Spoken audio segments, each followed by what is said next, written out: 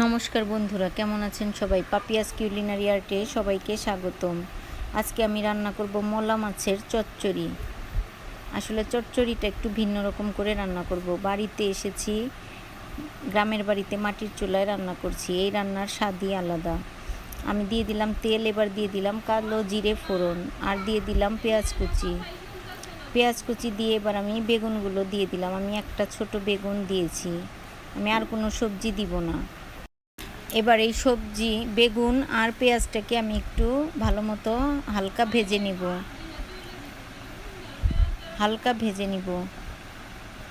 এবার ভাজা হয়ে গেছে, আমি দিয়ে দিলাম স্বাদ মতো লবণ আর সামান্য হলুদ গুঁড়ো। আসলে গুঁড়ো মাছে তেমন একটা মশলা লাগে না, আমি হলুদ গুঁড়োটাও খুবই অল্প দিয়েছি। আর আপনাদের সাথে একটু আমাদের বাড়িটা শেয়ার করছি। আসলে গ্রামের প্রকৃতি দেখতে তো দারুণ লাগে, গ্রামের সৌন্দর্য বলে বোঝানো যায় না। আমাদের বাড়িতে অনেক গাছপালায় ভরপুর, সেজন্য আপনাদের সাথে একটু শেয়ার করলাম।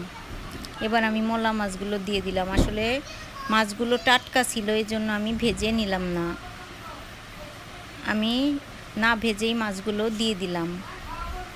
এবার আমি পেঁয়াজ আর বেগুনের সাথে মাছগুলো খুব সুন্দর মতো কষিয়ে নিব।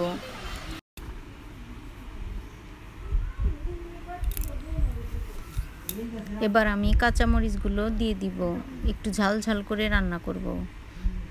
কাঁচামরিচ দিয়ে আমি নেড়ে চেড়ে একটু জল দিয়ে দিব। কষানো হয়ে গেছে, এবার আমি একটু জল দিয়ে দিব। জল দিয়ে আমি একটু ভালো মতো নেড়ে চেড়ে রান্না করে নেব। বেগুন মাছ প্রায় সিদ্ধ হয়েছে, কষানো ভালো মতো হয়ে গেছে। এবার আমি একটু ঝোলের জন্য জল দিব।